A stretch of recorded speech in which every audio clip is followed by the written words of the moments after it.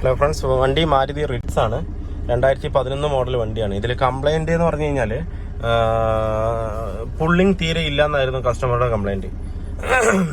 ഒട്ടും തന്നെ പുള്ളിങ് കിട്ടില്ല. അതുപോലെ AC ഇടുമ്പോൾ ഭയങ്കരമായിട്ട് പുള്ളിങ് ഡ്രോപ്പ് ആകണമെന്നാണ്. പൊതുവേ നമ്മുടെ സ്വിഫ്റ്റ് കോട്ര ജെറ്റ് എഞ്ചിനൊന്നും പണ്ടത്തെ പോലെ AC ഇടുമ്പോൾ അൾട്ടോയില് പുള്ളിങ് കുറയുന്ന പോലെ ഒന്നും കുറയാൻ പാടില്ല. അപ്പോൾ കസ്റ്റമർ പറയുന്നത് പുള്ളിങ് നല്ലോണം ഡ്രോപ്പ് ആവുണ്ടെന്നാണ്. പക്ഷെ ഞാനും കസ്റ്റമറോട് വണ്ടി ഓടിച്ചു, എനിക്ക് അങ്ങനെ ഫീൽ ചെയ്തൊന്നുമില്ല. അപ്പോൾ ഞാൻ കസ്റ്റമറിൻ്റെ അടുത്ത് പ്രത്യേകം എടുത്ത് ഞാൻ പറഞ്ഞു. പക്ഷേ വണ്ടി ഏകദേശം ഒരു 1,26,000 കിലോമീറ്റർ ഓടിയിട്ടുണ്ട്. അപ്പോൾ ഇതിൽ കംപ്ലൈൻറ്റ് കൂടുതലായിട്ട് വരാനായിട്ട് ഈജിയറും മാനിഫോൾഡും ബ്ലോക്ക് ആവാനേ സാധ്യതയുള്ളൂ. എന്താണെന്ന് വെച്ച് കഴിഞ്ഞാൽ പുള്ളിങ് അത്രത്തോളം കിട്ടുന്നില്ല.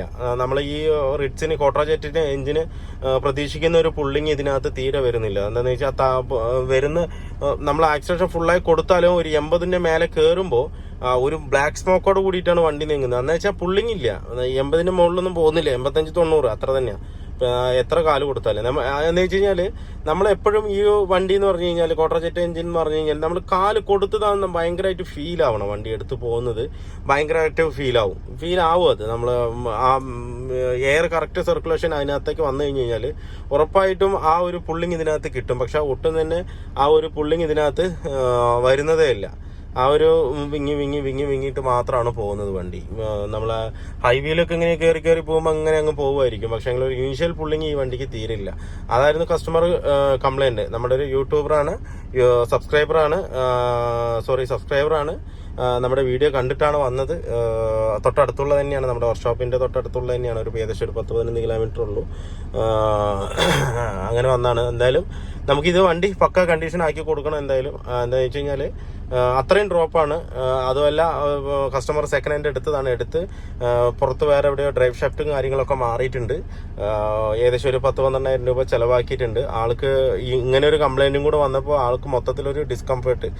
ഇനിയിപ്പോൾ വണ്ടി കൊടുക്കണോ അതോ ഇത് തന്നെ നിർത്തണോ എന്നുള്ളൊരു രീതിക്കൊരു ആകെ ഒരു ഇടങ്ങേറായിട്ട് നിൽക്കുകയാണ്. അപ്പോൾ ഞാൻ പറഞ്ഞു, ഇത് എന്തായാലും ഞാൻ ചെയ്തുതരാമെന്ന് പറഞ്ഞ് വണ്ടി എടുത്തിട്ടുണ്ട്.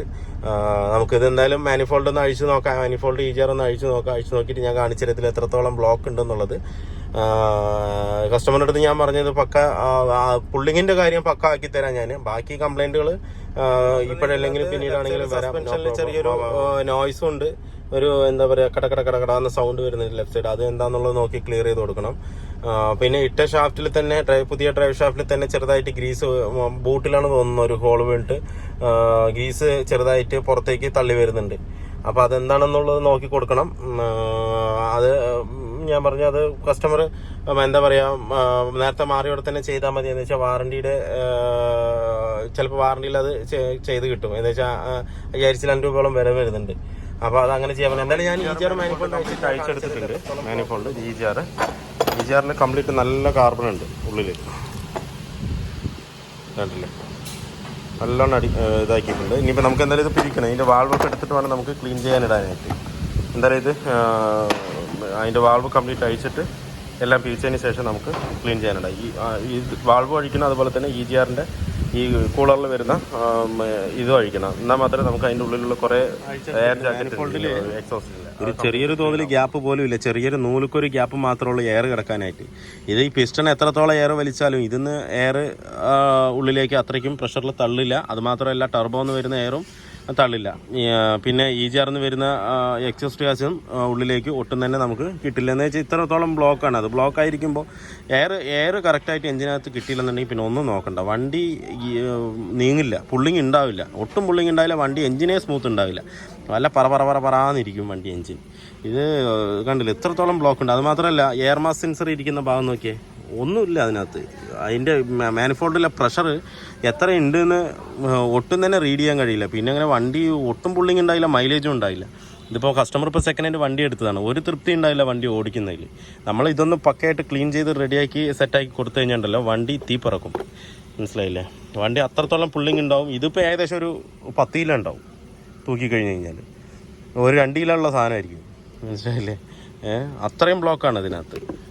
കാർബൺ അത്രയും അടിഞ്ഞിട്ടേ. ഇത് ഞാൻ എപ്പോഴും പറയുന്ന പോലെ ഒരു 30,000 കിലോമീറ്ററിൽ എപ്പോഴും ഇത് ക്ലീൻ ചെയ്യണം. എത്രയാണ് കാർബൺ? അയ്യോ, കണ്ടല്ലേ, കംപ്ലീറ്റും ബ്ലോക്കാണ്. പൊട്ടുമ്പോൾ തന്നെ വരുന്നുണ്ട്. നോക്കിയേ അല്ലേ, ഉള്ളിൽ ഫുള്ളും കാർബണാണ്. ഇനി ഇത് കെമിക്കലിൽ ഒരു 4 മണിക്കൂർ കിടന്നാൽ തന്നെ ഇത് കംപ്ലീറ്റ് ആയിട്ട് പുറത്ത് വരുള്ളൂ. അത്രത്തോളം ഉണ്ട് ഇതിനകത്ത്. എന്തായാലും നമുക്ക് ഫുള്ളായിട്ടൊന്ന് ക്ലീൻ ചെയ്യാം. ക്ലീൻ ചെയ്തിട്ട് കയറ്റിയിട്ട് ഞാൻ പെർഫോമൻസ് എത്രയുണ്ടെന്ന് പറഞ്ഞുതരാം. അതുപോലെ കസ്റ്റമർ ഓടിച്ചിട്ട് കസ്റ്റമറുടെ ഫീഡ്ബാക്ക് ഞാൻ കാണിച്ചു തരാം, ഞാൻ എത്രത്തോളം ഉണ്ടാകുന്നുള്ളത്. എല്ലാ വണ്ടിയിലും ഏകദേശം ഡീസൽ വണ്ടികളുടെ എല്ലാ വണ്ടികളിലും ഏകദേശം ഒരു 30,000 കിലോമീറ്റർ ആകുമ്പോൾ ഫുള്ളൊന്ന് അഴിച്ച് ക്ലീൻ ചെയ്ത് ആ വണ്ടിക്ക് ഒരു എത്രത്തോളം ഫ്രഷ്നെസ് ഉണ്ടാവുന്ന അറിയാം. ഇത് തമാശ പറയല്ല കേട്ടോ. ഇത് ഈ EGR മാനിഫോൾഡിങ് കാര്യത്തിൽ ഒരു എക്സ്ക്യൂസും വെക്കാതിരിക്കും. ഈ ബോൾട്ടുകൾ പൊട്ടെന്ന് പറഞ്ഞിട്ടാണ് ആൾക്കാർ അഴിക്കാതിരിക്കുക. ബോൾട്ട് കറക്റ്റ് 30,000 ചെയ്യുകയാണെങ്കിൽ ബോൾട്ടുകൾ പൊട്ടില്ല, കൺഫേം പൊട്ടില്ല. പിന്നെ അത് മാത്രമല്ല, നോക്കി അഴിച്ചു കഴിഞ്ഞാലും ബോൾട്ട് ഒരിക്കലും അത് പൊട്ടില്ല. കണ്ടില്ലേ, ഇത് EGR വാൾവാണ്. വാൾവിനകത്ത് ഇത്രത്തോളം കാർബണാണ് അതിനകത്ത് കയറിയിരിക്കുന്നത്. ഇത് വാൾവ് ഓപ്പറേറ്റ് ആകുമെന്ന് തന്നെ സംശയം തന്നെയാണ് അല്ലേ. അത്രത്തോളം ഉണ്ട് ഇതിനകത്ത്. വാൾവ് വർക്കിംഗ് ആണ്. ഈ മൊത്തം ഒന്ന് ക്ലീൻ ചെയ്തെടുക്കണം ഫുള്ള്. ഇത് വണ്ടി എടുത്തത് പിന്നെ ക്ലീൻ ചെയ്തിട്ടില്ല എന്ന് തോന്നുന്നുണ്ട്, അത്രത്തോളം ബ്ലോക്ക് ഉണ്ട് ഇതിനകത്ത്. എന്തായാലും നമുക്ക് ഫുള്ളായിട്ടൊന്ന് ക്ലീൻ ചെയ്യാം.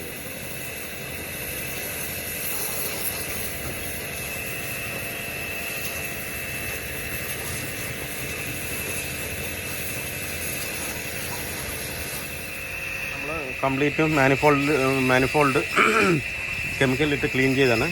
പക്ക ക്ലീൻഡാണ്. ഉള്ളിൽ ചെറിയൊരു കാർബണിൻ്റെ ഒരു അംശം പോലും ഇതിനകത്ത് ഇപ്പം ഇല്ല. പക്ക ഓപ്പണാണ്. കണ്ടില്ലേ, അകത്താണെന്നുണ്ടെങ്കിലും എല്ലാം പക്ക ക്ലീനാണ് ഇപ്പം. കണ്ടില്ലേ, ഇങ്ങനെ നമ്മൾ കെമിക്കലിട്ട് വാഷ് ചെയ്താൽ തന്നെ അതിൻ്റെ ഉള്ളിലുള്ള കറക്റ്റ് എല്ലാ കാർബണും അതിനകത്ത് നിന്നും പോവുള്ളൂ. ഇല്ലാത്ത പക്ഷം കുറച്ച് ടാർ പോലെ അങ്ങനെ കിടക്കും അതിനകത്ത്. കാർബറേറ്റർ സ്പ്രേ അടിച്ച് ക്ലീൻ ചെയ്തിട്ടുണ്ട്.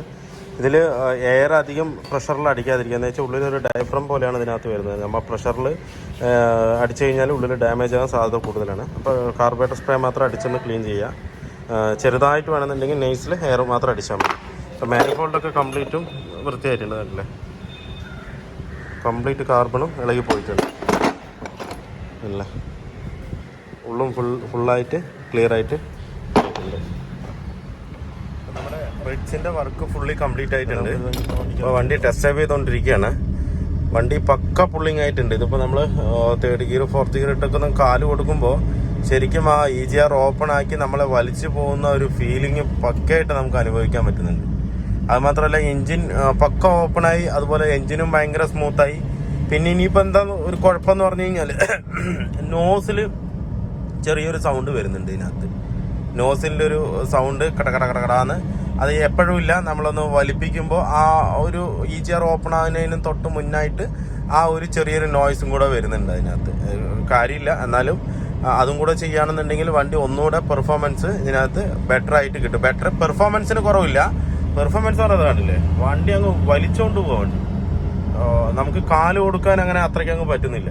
ഞാൻ എപ്പോഴും പറയുന്നത് പോലെ തന്നെ കാലങ്ങ് നമുക്ക് പെട്ടെന്ന് കൊടുക്കാൻ പറ്റും. അത്രയും ബ്ലോക്ക് ആയിരുന്നു അതിനകത്ത്. എയർ ഫ്ലോ സെൻസർ, സെൻസറൊക്കെ കംപ്ലീറ്റും എന്താ പറയുക ബ്ലോക്കായിട്ട് അതിൻ്റെ റീഡിംഗ് ഒന്നും കറക്റ്റ് കിട്ടാത്തത് കൊണ്ടാണ് ഈ ഇത്രയും പുള്ളിങ് കുറവായിട്ട് നമുക്ക് ഫീൽ ചെയ്യുന്നത്. ഇനിയിപ്പോൾ കസ്റ്റമർ ഇത് ഓടിച്ചു കഴിഞ്ഞാൽ വണ്ടി എന്തായാലും കൊടുക്കില്ല. അത്രയ്ക്കും സ്മൂത്ത് ആയിട്ടുണ്ട് വണ്ടി. സ്മൂത്ത് എന്ന് മാത്രമല്ല, നമ്മൾ 4th ഗിയറിലൊക്കെ ഇട്ടിട്ട് ഇങ്ങനെ ചുമ്മാ ഇങ്ങനെ പോയൊന്ന് നമുക്ക് ആവശ്യത്തിനനുസരിച്ച് കാല് കൊടുക്കുമ്പോൾ ഗിയർ ചേഞ്ചിങ്ങിൻ്റെ ആവശ്യമേ വരുന്നില്ല. 4th തന്നെ ഞാനിപ്പോൾ 4th പോയിക്കൊണ്ടിരിക്കുന്നത്. 4th തന്നെ നമ്മളിത് ഇങ്ങനെ ഒരു 60 കിലോമീറ്റർ സ്പീഡിൽ പോകുമ്പോൾ നമുക്ക് ഇത്തിരി കയറണം, അല്ലാന്നുണ്ടെങ്കിൽ കുറച്ച് കാല് കൊടുത്ത് പോകണമെന്ന് തോന്നുകയാണെന്നുണ്ടെങ്കിൽ നമുക്ക് ഗിയർ ചേഞ്ചിങ്ങിൻ്റെ ആവശ്യമില്ല. അതേ സ്പോട്ടിലൊന്ന് കാല് കൊടുത്തു കഴിഞ്ഞാൽ അപ്പം തന്നെ അങ്ങ് വണ്ടി വലിച്ചുകൊണ്ട് പോകും. അത് നമുക്ക് നല്ലോണം ഫീൽ ചെയ്യാൻ പറ്റും. ആ വണ്ടിയുടെ ഒരു ഫ്രഷ്നെസ്, ആ ഒരു വലിച്ചിട്ട് പോകുന്ന ഒരു ഫീൽ ഭയങ്കര രസമാണത്. അത് എപ്പോഴും ഈ ഒരു എന്താ പറയുക ഒരു 30,000 കിലോമീറ്ററിൽ ഞാൻ പറയുന്ന കാര്യമാണ്. 30,000 കിലോമീറ്ററിൽ ഇത് EGR മാനിഫോൾഡൊക്കെ ഒന്ന് അഴിച്ച് ക്ലീൻ ചെയ്ത് കഴിഞ്ഞാൽ അത്രത്തോളം ബെറ്റർ ആയിരിക്കും. അതുപോലെ വണ്ടി ഒരിക്കലും നമുക്ക് വണ്ടിയോട് മടുപ്പ് തോന്നില്ല ഈ വണ്ടിയോട്. എന്താ വെച്ചാൽ ക്വാർട്ടർ ജെറ്റ് എഞ്ചിൻ എന്ന് പറഞ്ഞാൽ അത്രയും സ്മൂത്ത് എഞ്ചിനാണ്, മനസ്സിലായില്ലേ. അത് കറക്റ്റ് മെയിൻറ്റെയിൻ ചെയ്ത് പോവുകയാണെന്നുണ്ടെങ്കിൽ വണ്ടി നമ്മൾ ഒരിക്കലും കൈമാറില്ല.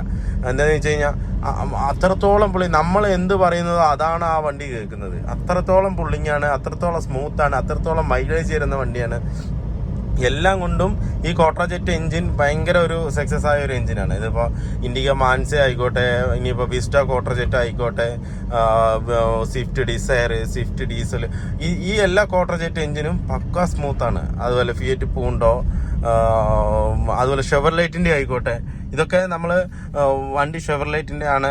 അങ്ങനെയെന്ന് പറഞ്ഞാൽ കുറേ കാര്യങ്ങൾ സ്കിപ്പ് ചെയ്ത് വിടുകയാണ്. അതുപോലെ ഇതിൻ്റെ സർവീസ് ആണെങ്കിൽ ശരി, പല കാര്യങ്ങളും നമ്മൾ സർവീസ് ഷെഡ്യൂളിൽ പല കാര്യങ്ങളും നമ്മൾ സ്കിപ്പ് ചെയ്യാറുണ്ട്. മനസ്സിലായില്ലേ? ഈ കറക്റ്റ് സമയത്ത് ഡീസൽ ഫിൽറ്റർ മാറില്ല, കറക്റ്റ് സമയത്ത് സർവീസ് ചെയ്യില്ല, കറക്റ്റ് സമയത്ത് ഇതുപോലെ EGR മാനിഫോൾഡ് അയച്ച് ക്ലീൻ ചെയ്യില്ല. ഇങ്ങനെയൊക്കെ വരുമ്പോഴാണ് നമുക്ക് ആ വണ്ടിയോട് മടുപ്പ് തോന്നുന്നതും വണ്ടി നമുക്ക് കൊടുത്തിട്ട് വേറെ വണ്ടി എടുക്കാന്നുള്ളത്. വണ്ടിയാണെന്നുണ്ടെങ്കിൽ പക്കയാണെന്നുണ്ടെങ്കിൽ നമുക്ക് ഒരു മടുപ്പും തോന്നില്ല, വണ്ടി കൊടുക്കാൻ തോന്നില്ല. ഇങ്ങനെയുള്ള വണ്ടികളൊക്കെ ഇതിപ്പോൾ റിറ്റ്സ് ആണെങ്കിൽ ഏതാണെങ്കിലും ശരി, വണ്ടി കൊടുക്കാം, മെയിൻ്റെനൻസ് കറക്റ്റ് ആയാൽ മതി. ചില കസ്റ്റമറൊക്കെ എന്താ പറയുക, ഈ സ്വിഫ്റ്റും ഡിസയറൊക്കെ 3-3.5 ലക്ഷം കിലോമീറ്റർ ഓടിയിട്ട് വണ്ടി കൊടുക്കണമെന്ന് ചോദിക്കുമ്പോൾ അയ്യോ എന്തിനാ കൊടുക്കണമെന്ന് പറയുന്ന ആൾക്കാരുണ്ട്. എന്താ വെച്ചാൽ സർവീസ് അത്രയും പക്കയാണെന്നുണ്ടെങ്കിൽ ആ വണ്ടിക്ക് ആ ഒരു പെർഫോമൻസ് എപ്പോഴും നമ്മുടെ ആ ഒരു ഫ്രഷ്നെസ് കിട്ടും.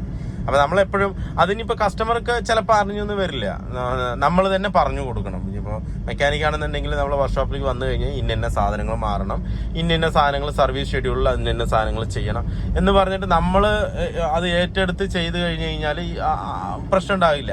ചിലപ്പോൾ കസ്റ്റമർക്ക് അറിയില്ല അത് EGR വാൽവ് ക്ലീൻ ചെയ്യേണ്ടതാണ്.